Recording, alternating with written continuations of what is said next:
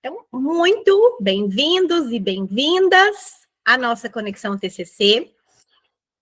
Esse é o nosso encontro e eu me sinto muito feliz, muito agradecida pela oportunidade de me conectar com vocês, psicólogos, psicólogas, estudantes de psicologia, profissionais que tiram esse tempinho para encontrar aqui comigo, onde a gente fala de muita teoria, de muita prática, da terapia cognitivo-comportamental, da terapia do esquema. E o nosso tema de hoje é plano de tratamento. Nós vamos fazer uma oficina de plano de tratamento. Então, eu gostaria que vocês tivessem aí papel e caneta. É isso que a gente precisa. Tem formulários bonitos, pode fazer no computador, mas enfim, não precisa de mais do que papel e caneta. O que vem depois, aí é a cereja do bolo. Depois vocês vão poder fazer as adaptações. E eu escolhi esse tema porque as pessoas estavam me enviando dúvidas, perguntas que às vezes me levavam, me remetiam a um plano de tratamento. Então, às vezes a pessoa me diz: qual técnica utilizar para uma criança que tem dificuldade com não? Qual técnica utilizar com o paciente que tem depressão? O que trabalhar primeiro? Enfim, recebi várias dúvidas nesse sentido e a resposta é a mesma. Vai depender da sua conceitualização cognitiva, né, que é a formulação do caso, e do plano de tratamento.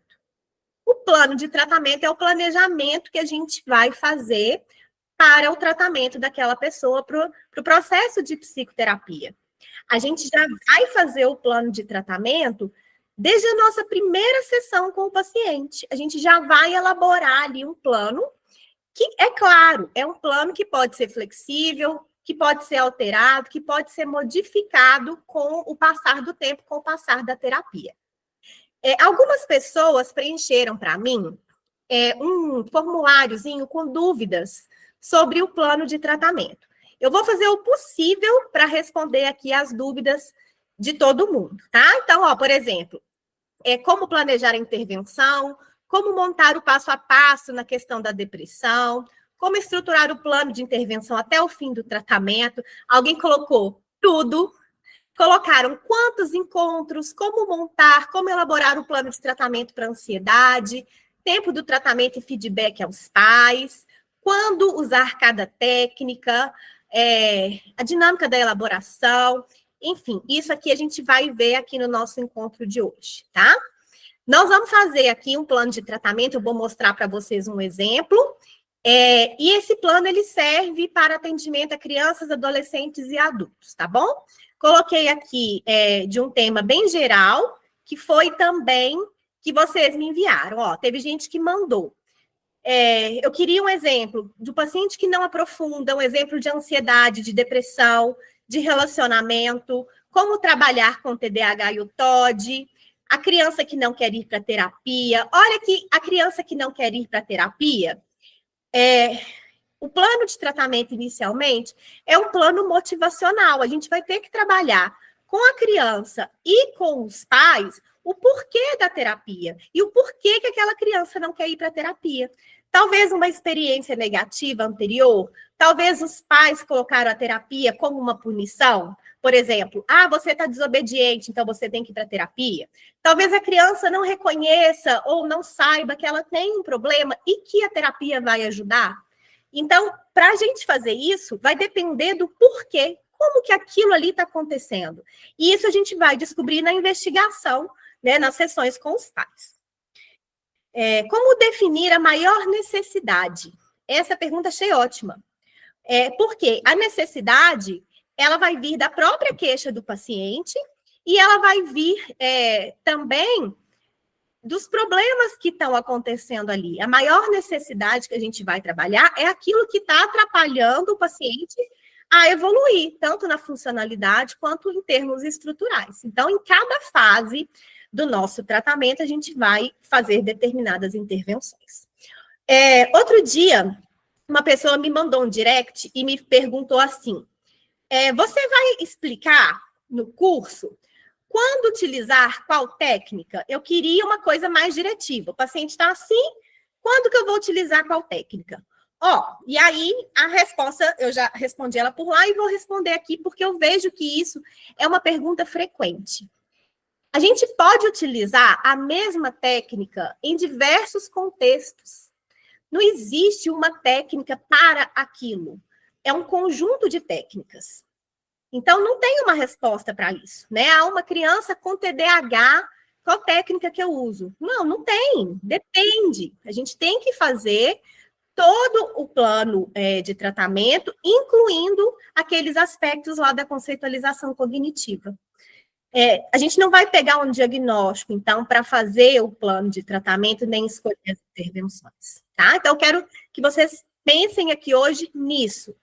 Né? Nós não vamos ficar presos em diagnóstico e nós vamos sempre focar na construção do raciocínio clínico, ok?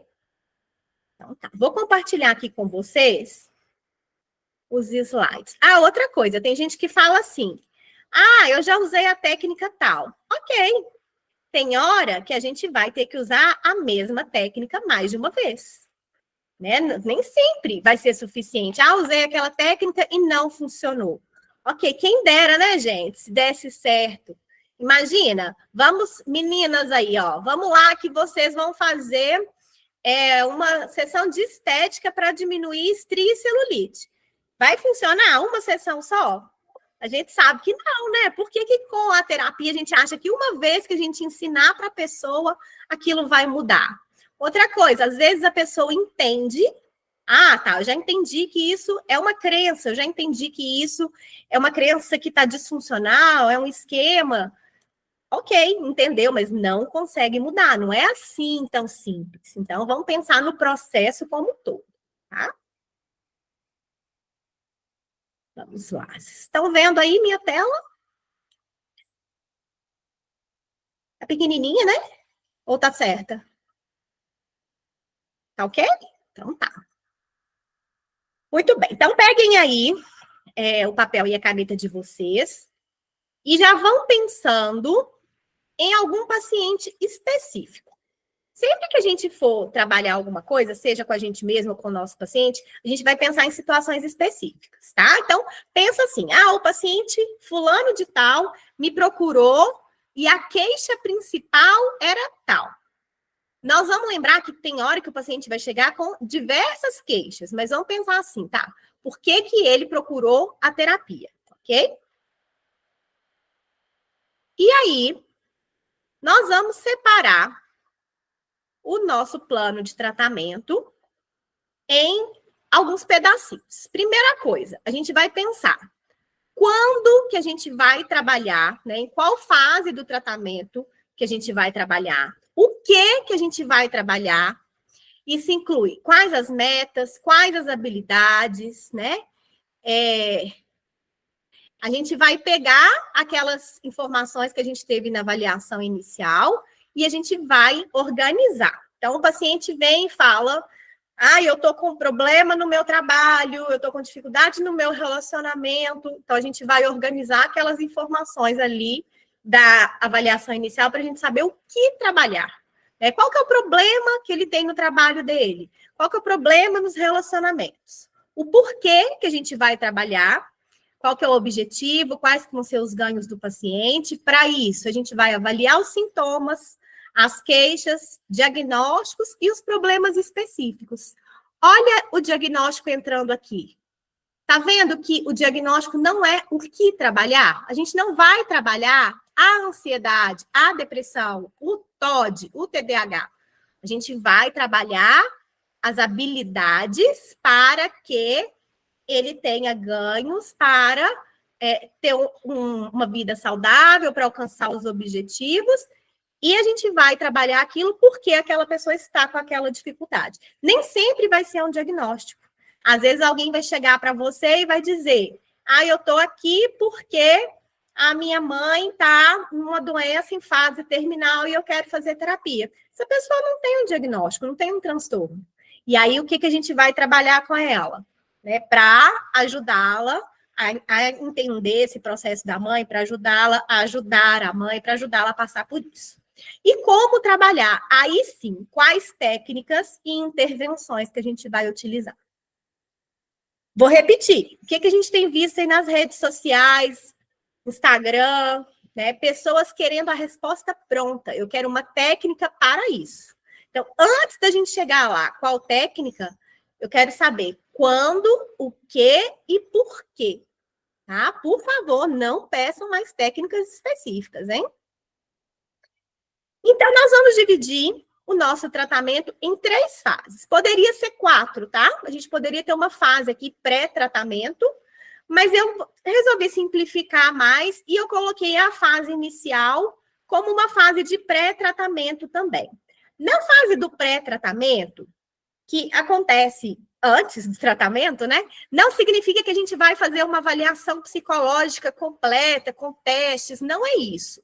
Tem pessoas que gostam de utilizar, mas quando a gente vai pegar em terapia cognitivo-comportamental, terapia de esquema, não necessariamente a gente vai fazer aplicação de testes assim, né? Inicialmente.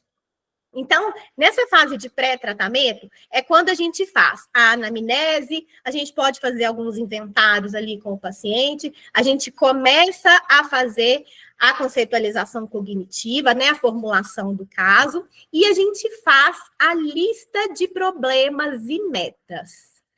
Quem não sabe fazer e quem tem dificuldade, pode saber que a dificuldade de fazer o plano de tratamento está aí.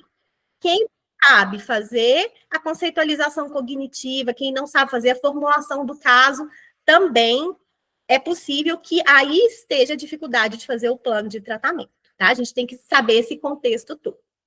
Então, na fase inicial, a gente vai trabalhar aquelas metas urgentes e de longo e de curto prazo, né? Metas que são urgentes, porque sem elas a gente não vai conseguir avançar.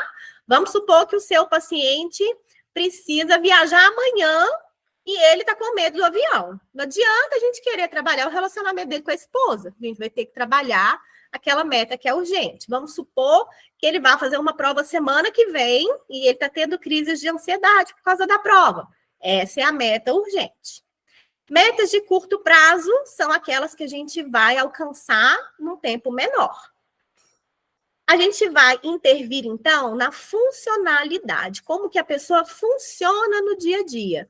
Ela está se comportando de maneira adequada? Os pensamentos dela, as emoções, ela está tendo uma vida cotidiana adequada para a idade dela, né? Trabalha, estuda. Se não, a gente vai intervir. Se não está legal, a gente vai intervir para melhorar. E aí a gente vai usar as técnicas e as intervenções de acordo com a dificuldade daquela pessoa.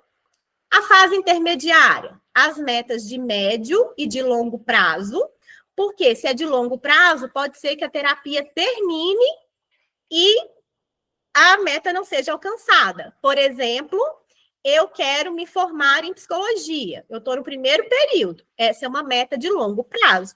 Eu espero que daqui 5 anos, quando eu termine a faculdade, eu já não esteja mais em terapia. Eu quero emagrecer 20 quilos. Também é uma meta de longo prazo. Não vou emagrecer do dia para a noite. E a gente vai começar aqui a intervir na estrutura. Então, às vezes, a gente está lá no começo da terapia e a pessoa, né, o psicólogo está ali aflito porque não está conseguindo identificar a crença, não sabe ainda qual é a estratégia compensatória, não tem tanto problema assim. Ali a fase inicial é justamente para a gente conhecer, para depois, na fase intermediária, a gente intervir. A gente não vai ter sucesso se a gente fizer intervenção na estrutura sem intervir na funcionalidade. Eu já vi pessoas que já na avaliação inicial fazem uma psicoeducação questionando uma crença. E aí a gente pode errar a mão. Primeiro, que o paciente pode não estar pronto para aquilo, né? E ele sentir invalidado, sentir que não foi compreendido, se assustar, ou às vezes falar, nossa, é isso mesmo, eu me sinto um fracasso, mas eu não sei o que fazer com isso, e aí ele perde a esperança ali na terapia. Então, por isso que a gente tem que seguir esse passo a passo. E depois, quais técnicas e intervenções que a gente tem para intervir em estrutura. E a fase final, a gente vai generalizar ganhos, fazer outras metas de curto prazo, porque está ali no finalzinho. Para quê? Para a gente finalizar o processo e prevenir recaídas, e aí técnicas e intervenções. nas perguntas alguém colocou, né? Quantas sessões, quanto tempo de tratamento? Ó, nós não vamos fechar um pacote assim. A gente tem hoje, né? Hoje não, já há um tempo, a gente tem protocolos para alguns transtornos. A gente pode até dizer, a gente pode fazer um tratamento de ansiedade em 12 sessões. Ok, se a gente seguir ali o passo a passo certinho, mas aí a gente está correndo o risco de vir outros problemas que a gente não contava com aquilo e a gente escapar, né? A não ser que a gente já seja um grupo terapêutico formado, com as sessões estruturadas e a pessoa já participe, né? Ou um programa individual mesmo, com habilidades determinadas. Quando a gente fala em processo terapêutico, é arriscado a gente falar número de sessões. Então, nós vamos evitar. Então, não tem como eu dizer, né? A fase inicial é maior que a intermediária, é maior que a final, vai depender do paciente. A final, normalmente, é a mais curtinha, porque a gente já teve ali um trabalho longo. Então, eu peguei aqui um exemplo que uma pessoa me mandou lá no nosso questionário, tá? A queixa é o transtorno de ansiedade generalizada. Ó, ainda assim, é uma queixa muito ampla. A gente teria que especificar melhor quais são os prejuízos, as dificuldades causadas pelo transtorno de ansiedade generalizada. Teve uma outra pessoa que até perguntou como trabalhar ansiedade e depressão ao mesmo tempo, qual trabalhar primeiro. Nós não vamos focar no diagnóstico, nós vamos focar na funcionalidade. Então, a gente vai fazer as intervenções naquilo que a pessoa tem dificuldade. Então, vou pegar aqui o transtorno de ansiedade generalizada só para dar esse exemplo. E vocês vão escrever aí agora no papelzinho de vocês qual é a queixa do paciente. Né? É o divórcio? É um problema no trabalho? É dificuldade em organização? Enfim, escrevam aí qual que é a queixa principal. Então, nós vamos trabalhar primeiro, a redução dos sintomas. Primeira coisa que a gente vai trabalhar, porque, não sei se vocês já tiveram ansiedade, mas sem a gente conseguir reduzir os sintomas de ansiedade, vai ser muito difícil a gente conseguir fazer qualquer intervenção, porque a pessoa vai estar ali presa naqueles sintomas, e é difícil mesmo até pensar, às vezes até agir com tantos sintomas, especialmente os fisiológicos. A gente vai trabalhar os pensamentos disfuncionais, né? A gente chama também de pensamentos automáticos negativos. A gente vai trabalhar a compreensão dos sintomas de ansiedade e a função da ansiedade, as estratégias compensatórias ou estilos de enfrentamento. E eu coloquei aqui de exemplo uma meta urgente, fazer uma apresentação no trabalho ou comprar uma viagem. Aquela pessoa vem para a terapia dizendo, eu vim porque eu tenho um diagnóstico de transtorno de ansiedade generalizada. E aí você pergunta, e o que a ansiedade te atrapalha a realizar? Quais são os prejuízos que a ansiedade está trazendo para você? E aí a pessoa diz, eu tinha que fazer uma apresentação no meu trabalho semana que vem, eu acho que eu não vou conseguir. Eu deveria comprar uma viagem para viajar com meus amigos, mas eu estou com medo de dar errado, eu estou com medo de não conseguir ir, de não ter dinheiro, de ter um acidente. Então, coloquei aí as metas urgentes e metas de curto prazo que a gente trabalharia na fase inicial.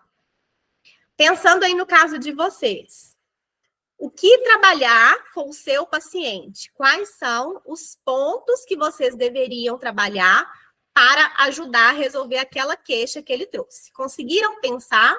Conseguiram ter alguma ideia aí a partir desse exemplo? Vão me sinalizando, tá? Quem estiver assistindo no gravado, pode mandar a dúvida aqui depois nos comentários que eu vou responder, tá?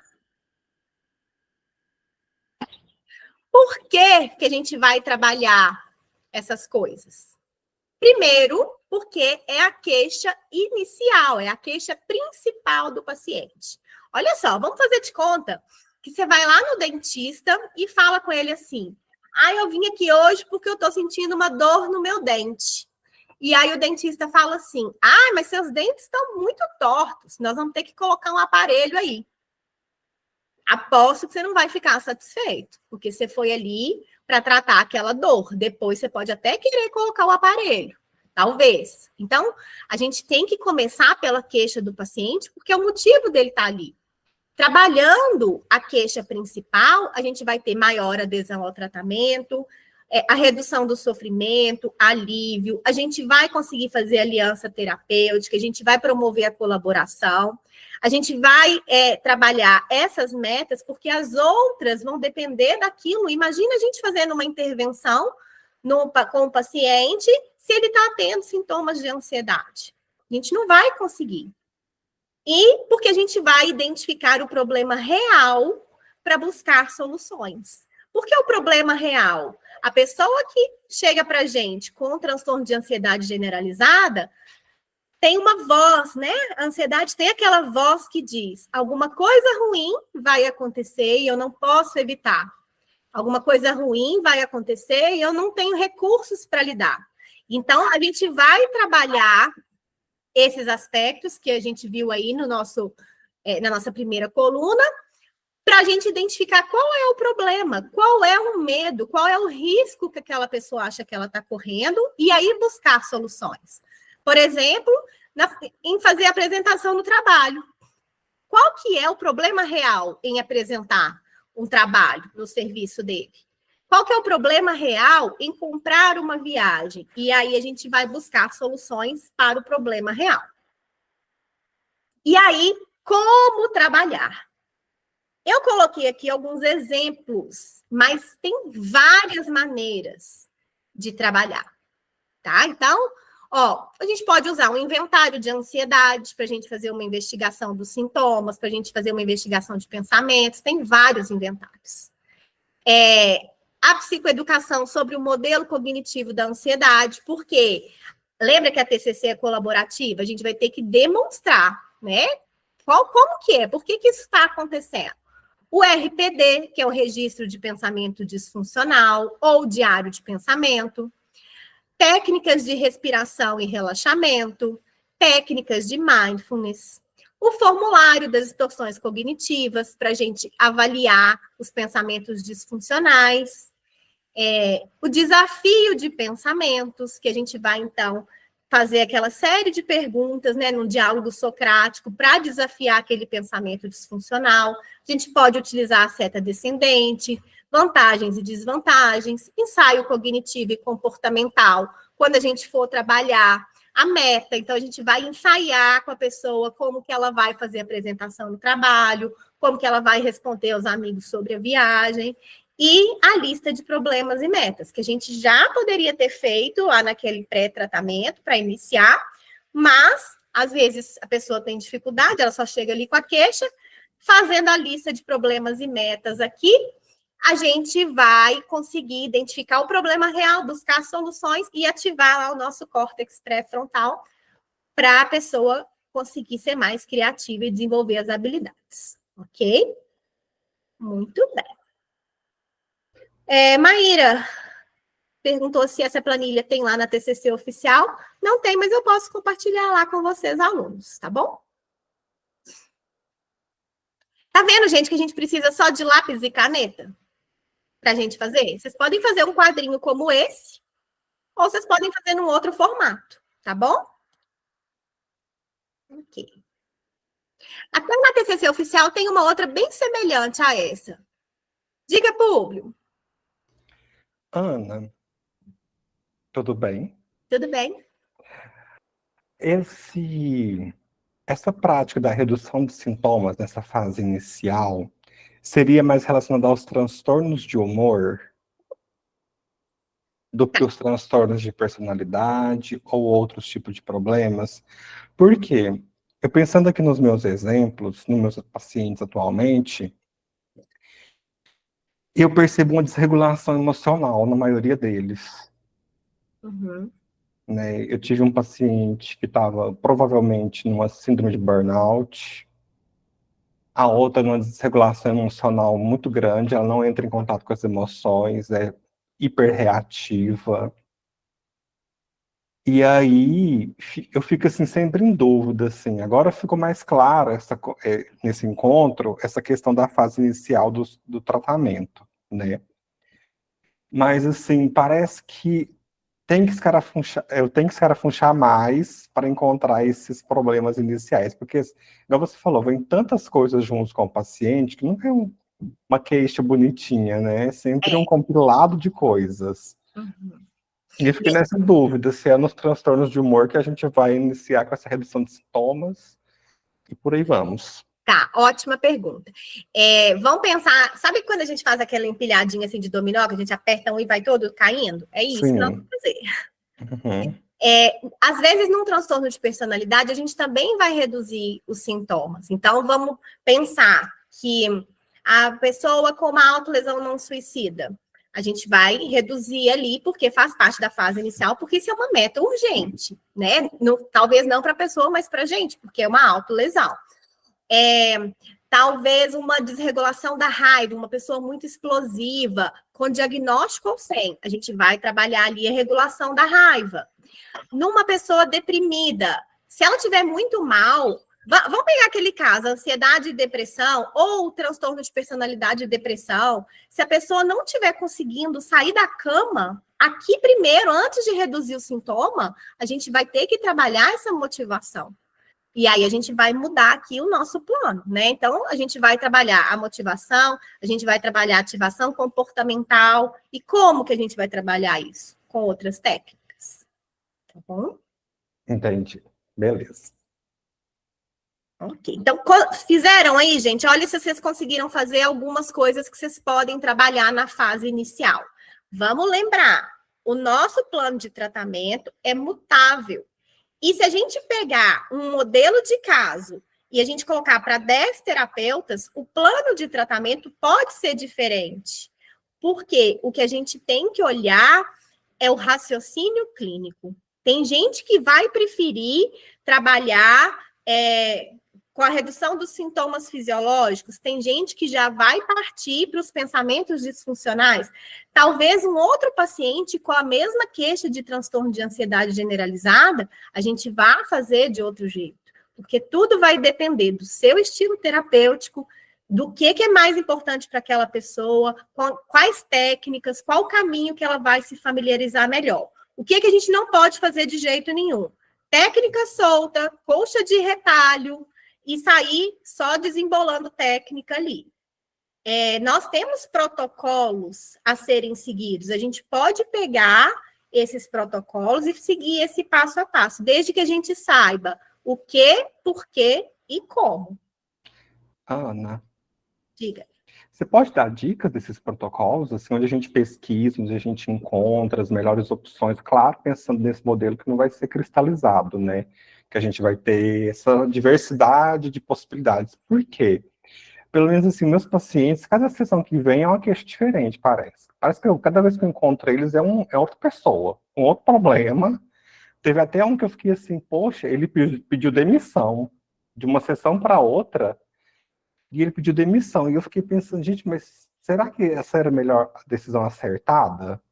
Uhum. Porque ele realmente estava num síndrome, numa provável desgaste emocional, físico e tudo mais, que eu caracterizei como burnout.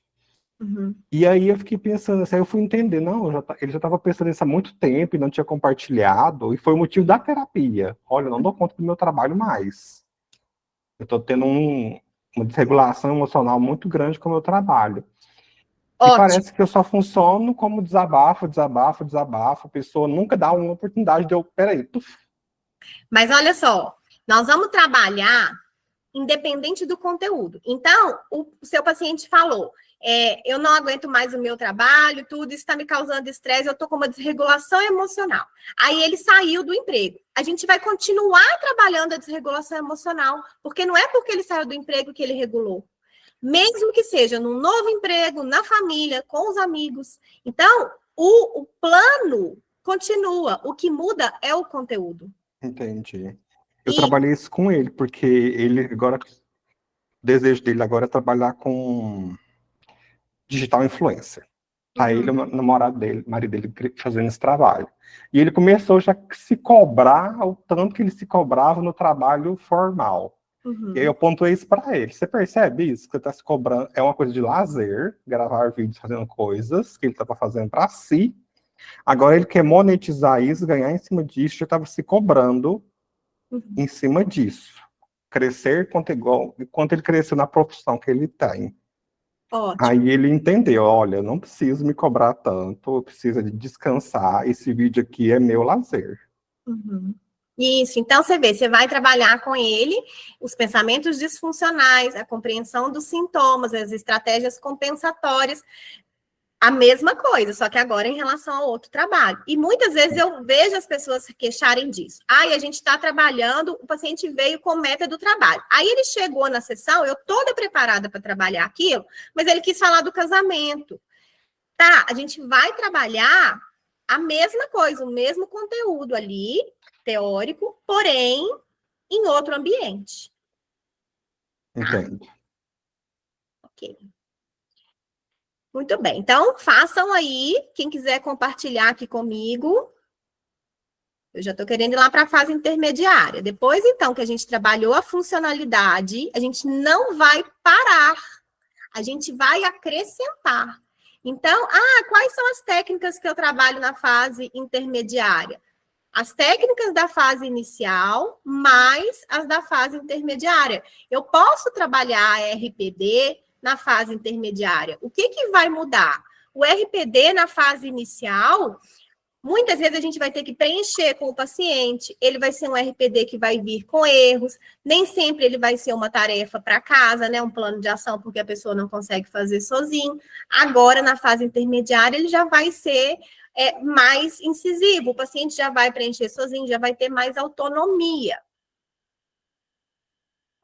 E talvez os pensamentos que venham ali sejam pensamentos mais quentes, pensamentos mais fortes, que às vezes lá na fase inicial a pessoa nem sabe ainda quais são os pensamentos automáticos que incomodam.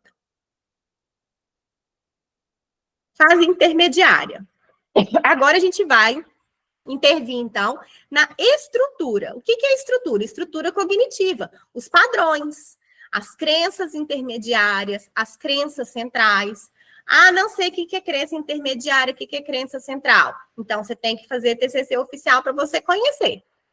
Os ciclos de manutenção, né? Por que o problema se mantém? Eu vejo muita gente que fala assim, ele começou a ficar ansioso porque na gestação a mãe ficou ansiosa. Ok, isso aí é como começou, né? Uma predisposição e tal. Tá, mas e agora? O que mantém a ansiedade? O que mantém a depressão? O que mantém a dificuldade de habilidades sociais? Enfim, qualquer problema que seja. Então, esse ciclo de manutenção, a gente vai fazer a intervenção. Lembra que nossa intervenção é focada no problema, a resolução daquele problema ali? Então, a gente tem que entender o que melhora e o que piora. O desenvolvimento de novas habilidades para resolver os problemas, né? E outras habilidades que seja, quaisquer habilidades a gente vai desenvolver aqui na fase intermediária. Ampliar os recursos de enfrentamento, porque se aquela pessoa antes enfrentava o problema de maneira agressiva, fugindo do problema, agindo de maneira impulsiva, a gente agora vai ensinar para ela outros recursos para enfrentar o problema e a dificuldade. E eu coloquei aqui experimentar novas emoções, porque no nosso caso, a queixa é um transtorno de ansiedade generalizada.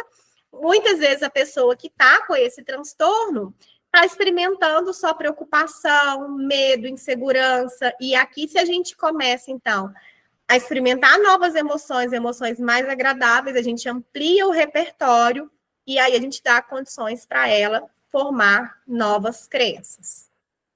Já até dei spoiler aqui, que é o porquê trabalhar. Porque a gente vai intervir na estrutura, promover a reestruturação cognitiva, que é o que vai garantir o resultado duradouro, potencializar os nossos resultados e manter a motivação e a autoeficácia e aumentar esse repertório de emoções positivas. Então, lembrando, a gente não vai trabalhar só com a dificuldade, a gente vai trabalhar também com as potencialidades do nosso paciente. Aqui na fase intermediária, a gente já tem que ter conhecido esse paciente o suficiente para saber os pontos fortes, o que ele é bom, quais são as habilidades. A gente já vai ter corrigido distorções cognitivas lá na fase inicial. Então, se ele, por acaso, desconsiderar alguma coisa que ele é muito bom, a gente vai, então, aqui aumentar, potencializar aquilo. Vamos supor esse paciente mesmo do público, que talvez ele desvalorize o quanto ele é bom sendo espontâneo em gravar vídeos e tudo. Lá na fase inicial, vai corrigir, e aqui agora, na fase intermediária, a gente vai ajudá-lo a se sentir bem, se cobrando menos, né? Se sentindo satisfeito com aquilo que ele faz. E como trabalhar? No caso da ansiedade, a gente pode fazer a psicoeducação do ciclo de esquiva, que é a principal estratégia na ansiedade. Se o paciente também tiver a estratégia de controle, a psicoeducação do ciclo de controle, tá vendo que não dá para a gente saber o que a gente vai trabalhar se a gente não sabe qual é a conceitualização? Como que eu vou saber qual a técnica, qual o ciclo que eu tenho que mostrar para ele, se eu não souber qual vai ser a estratégia que ele utiliza? Então, se o meu paciente for um paciente que na hora que entra em contato com a ansiedade, ele sai, ele esquiva, eu vou mostrar o ciclo de esquiva. Se ele é uma pessoa que tem dificuldade em lidar com a incerteza, dificuldade em correr riscos, aí eu vou mostrar o ciclo de controle. Coloquei aqui esses dois porque são os principais, mas pode ter mais, pode não ser esses. O desafio de crenças, porque a gente promove a reestruturação cognitiva, o treino das habilidades sociais, que a gente já começou também na fase inicial, custo e benefício de manter a crença, de mudar comportamento, de manter o comportamento. O diário de gratidão, coloquei porque é uma técnica que ajuda a aumentar as emoções positivas, e o jogo de previsões, que também ajuda a ampliar o repertório de emoções positivas e de questionar os próprios pensamentos automáticos, né? Que é aquele jogo que a gente prevê o quanto aquela situação vai ser desagradável, vai ser ruim, e depois a gente faz a realidade, né? Expectativa e realidade, esse é o jogo de previsões. Então, aqui a gente trabalha nos aspectos cognitivos, emocionais e comportamentais. Então, na fase intermediária, é isso que a gente vai fazer. Mas o que está lá na fase inicial. Conseguem pensar aí, para o paciente de vocês, como intervir na estrutura? À medida que a gente vai intervindo na funcionalidade, a gente vai percebendo que tem coisas que não mudam tão facilmente, que é aquilo que o paciente diz: eu entendi, mas eu não consigo mudar. Por quê? Porque aquilo está na estrutura dele, está ali dentro. E aí a gente vai ter que trabalhar com mais ênfase, mais técnicas, ampliar e ainda, né, rebater ali naquelas técnicas da fase inicial que funcionaram. Fizeram? Beleza.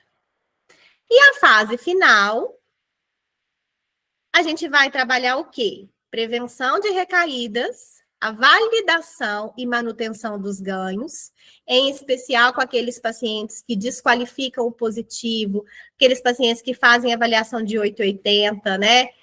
Eu não estou tendo muitas crises de ansiedade mais, mas eu ainda eu tenho medo de ter. Mas aí, então, a gente vai validar os ganhos que ele já teve até aqui.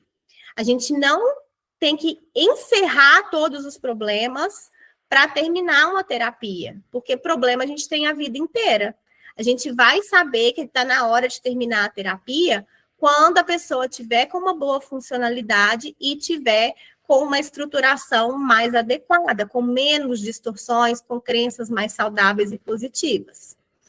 Por que a gente vai trabalhar isso? Então, para a gente finalizar o processo, a terapia tem começo, meio e fim, para a gente fazer o follow-up, que é aquele distanciamento entre sessões, né? Então, a sessão deixa de ser semanal para ser quinzenal, para ser mensal, depois a cada 2 meses, a cada 6 meses. E como? A gente pode fazer um diário de terapia, um cartão de enfrentamento, a gente vai fazer o espaçamento entre as sessões e a conceitualização dos pontos fortes. Olha, o cartão de enfrentamento pode ser feito lá na fase inicial?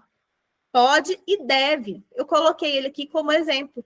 Tá vendo que a gente pode repetir a técnica? A conceitualização de pontos fortes, ela também pode e deve começar a ser feita na fase inicial. Eu dei uma ênfase aqui na fase final, porque são técnicas que a gente vai utilizar com maior ênfase na fase final, que a gente vai valorizar mais, que elas vão ajudar aí nesse processo de finalização. Ok. Então, é assim que a gente faz um plano de tratamento. Eu quero saber de vocês aí o que vocês conseguiram fazer, já que é uma oficina. O que vocês fizeram? O que ficou dúvida aí para vocês? Viram que, independente do diagnóstico, a gente vai separar o que trabalhar? Enquanto vocês vão se organizando aí para me falar, eu vou respondendo aqui mais algumas perguntas que as pessoas colocaram, tá? Então, olha, pacientes com TDAH e TOD, tá? Nós vamos saber qual é a dificuldade. O que o TDAH e o TOD atrapalham para a gente saber o que trabalhar. Então, a gente vai trabalhar regulação emocional, a gente pode trabalhar organização, a gente pode trabalhar melhora na atenção. Por que trabalhar? Porque isso vai ajudar a alcançar metas, isso vai ajudar a diminuir o sofrimento. E aí, como trabalhar? Com estratégias. Pode ser treino de funções executivas, treino de habilidades sociais, né, de empatia, enfim. Né, a empatia é uma das coisas que a gente trabalha muito também, na fase intermediária. Por que na fase intermediária? Porque na fase inicial, a gente vai trabalhar o reconhecimento das emoções, a intensidade das emoções, regulação emocional. Depois que a pessoa consegue se autorregular, se compreender, é que a gente vai, então, trabalhar a empatia, que é como se fosse o nosso Wi-Fi, o que conecta a gente, o que faz a gente perceber a emoção do outro, se colocar no lugar do outro. Se a gente não entende nem a gente, como que a gente vai entender o outro? Então, a empatia vai lá para a fase intermediária. Transtorno de ansiedade infantil, a mesma coisa. Quais são os prejuízos que essa ansiedade está trazendo? Ansiedade de separação.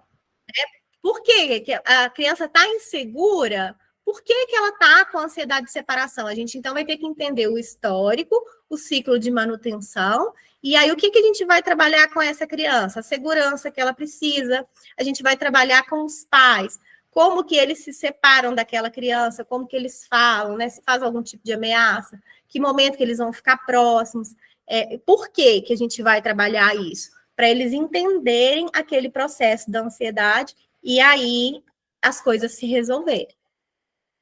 Como definir a maior necessidade? A maior necessidade é aquela que traz mais prejuízo, é aquela que é a queixa inicial e é aquela que a gente vai conseguir ganhos só depois que trabalhar. Então, uma pessoa com depressão, pode ser que a ativação comportamental seja uma das primeiras coisas para a gente trabalhar. Um transtorno de personalidade borderline pode ser que a regulação emocional seja uma das coisas que a gente vai trabalhar primeiro. Tá? Muito bem. Às vezes me perco no momento de usar cada instrumento. Não precisa se perder. Você pode utilizar os instrumentos em diferentes momentos. Depende do seu objetivo. Você pode pegar ali, por exemplo, um diário de pensamento. Eu quero mostrar para essa pessoa a relação entre pensamento e emoção. Eu quero mostrar para essa pessoa como que ela tem tido muitos pensamentos que desencadeiam raiva e ela não está percebendo. Você pode utilizar diversas técnicas. Tudo vai depender do que você quer fazer com ela. Ok. É isso, gente. Como é o plano de tratamento para mostrar para os pais, como mostrar o plano para o paciente. A gente não vai precisar mostrar esse plano desse jeitinho aqui para o paciente, porque vai falar assim, pensamentos disfuncionais, ele nem sabe o que é isso, mas a gente pode nomear, eu vou te mostrar aqui hoje como que funciona a dificuldade que você está tendo, esse transtorno, a gente pode mostrar para ele o que a gente vai trabalhar e por quê, né? Hoje eu gostaria de te mostrar esse vídeo que fala sobre depressão. Hoje eu gostaria de te mostrar esse vídeo que fala sobre raiva, sobre tristeza, esse livro, esse texto, porque isso vai nos ajudar a entender o seu problema. tá? Ó, não tem tempo para trabalhar as fases. O sinal para a gente saber que vai mudar de fase. Quando a pessoa, na fase inicial para intermediária, quando ela já está funcionando bem, mas ainda assim não consegue sozinha, sem uma intervenção, ou ainda tem muitas recaídas, ou a frase principal é: eu já entendi, eu já consigo fazer diferente, mas eu não consigo me sentir diferente. Aí é a fase intermediária. Mas não tem assim, hoje estamos na fase intermediária. Não. Pensa, não é uma escada, gente, é uma rampa. Pensa assim, as coisas vão se misturando ali. Mas a gente não tem tempo para cada um, tá? Paciente que tem queixa de peso, não consegue emagrecer. Aí, ok. Por quê? Né? Primeiro a gente tem que avaliar lá os problemas orgânicos. Quais são os pensamentos que ele tem sobre a comida? Quais são os comportamentos que atrapalham a perder peso? Comportamentos que ajudam? Faz atividade física? Não faz? O que que come? Vamos fazer um diário alimentar.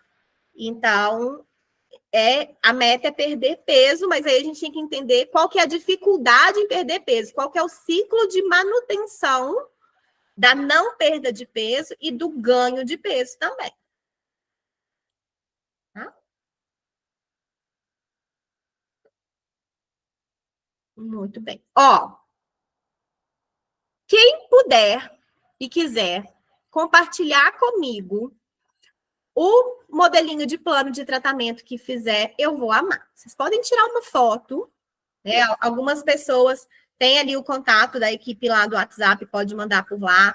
Quem não tem, pode mandar pelo Instagram, né? @AnaFlaviaPsi, pode mandar por lá. Eu vou comentando os planos de tratamento de vocês. Por favor, não coloquem nome de paciente, nem nada que dê a entender quem é o paciente. Vamos garantir o sigilo. Coloca lá mais ou menos a queixa em cima e algumas coisas que vocês pensam que poderiam trabalhar em cada fase. Não se preocupem em fazer errado, porque a gente faz errado mesmo. Até terapeutas muito experientes têm dificuldade em fazer um plano de tratamento. Esse plano, olha como que ali a fase inicial ficou maior que as outras. Sabe por quê? Porque aqui é uma ideia inicial. À medida que a gente for trabalhando, a gente pode aumentar a fase intermediária, pode aumentar a fase final, porque outras coisas vão aparecendo. Então, façam o plano de vocês, treinem. A Judith Beck diz que uma terapia sem plano de tratamento não existe. É como a gente ir no supermercado. A gente vai no supermercado sem lista, a gente vai comprar coisa errada, a gente vai comprar coisa a mais, coisa a menos. A gente vai comprar a marca errada. Imagina você ir no supermercado para alguém da sua família. Então, a gente, às vezes, não vai saber o que fazer. Mas se eu falar com você assim, vai lá no supermercado para mim e compra itens para eu fazer um almoço. Você vai lá e vai comprar os itens de almoço que você quiser. E se eu falar com você assim, vai lá no supermercado para mim, eu vou fazer um almoço nesse final de semana e eu quero fazer um arroz com estrogonofe. Aí você já sabe o que você tem que comprar. Arroz, né? E aí você vai me perguntar, estrogonofe de frango ou de carne? Para quantas pessoas? Então, se a gente não faz o plano de tratamento, a gente erra nisso. O que intervir, o quanto intervir naquele problema, né? Qual a quantidade, mais pessoas vão participar dessa intervenção, quem que é o ciclo de apoio? Então, pensem nisso, né? Na ida ao supermercado. Se a gente vai sem lista, a gente até pode acertar, mas é na sorte. Quanto mais detalhado for, melhor para a gente, tá bom? Eu vou pedir para compartilhar esse modelinho lá para vocês. Vou pedir esse último aqui, que está todo preenchidinho, tá bom?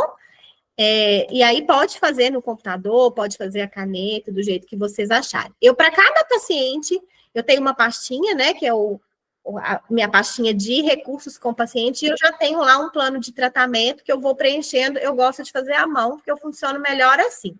Inclusive, estava feito aqui à mão, esse, ó. Passei no computador especialmente para vocês. Então, eu gosto de fazendo à mão lá. E aí eu vou cortando, riscando. Quando a gente vai lembrando de técnicas, a gente vai acrescentando ali no como trabalhar. Okay?